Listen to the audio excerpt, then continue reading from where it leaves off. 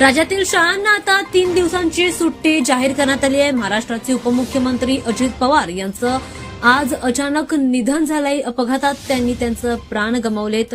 या दुर्दैवी घटनेनंतर आता महाराष्ट्रावर दुःखाचा डोंगर कोसळलाय। अजित पवार यांच्या निधनानंतर आता उपमुख्यमंत्री देवेंद्र फडणवीस यांनी राज्यभरामध्ये 3 दिवस दुखवटा जाहीर केलाय। त्यामुळे सर्वच शाळांना आता सुट्टी जाहीर करण्यात आली आहे।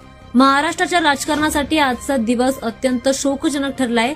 जिल्हा परिषद निवडणुकांच्या प्रचार सभांच्या निमित्ताने अजित पवार मुंबईहून बारामती दौऱ्यावर निघाले होते आणि या दरम्यानच अचानक विमान लँडिंग करत असताना काही तांत्रिक अडचणींमुळे त्यांचं विमान अचानक कोसळलं आणि यामध्ये मोठी दुर्घटना घडली। अजित पवारांसह त्यांचे सुरक्षा रक्षक वैमानिक यांनी सुद्धा यामध्ये जीव गमावल्याची बातमी समोर येते। त्यानंतर संपूर्ण महाराष्ट्र आता हादरून गेलाय। अजित पवार यांच्या निधनाने पवार कुटुंबासह राष्ट्रवादी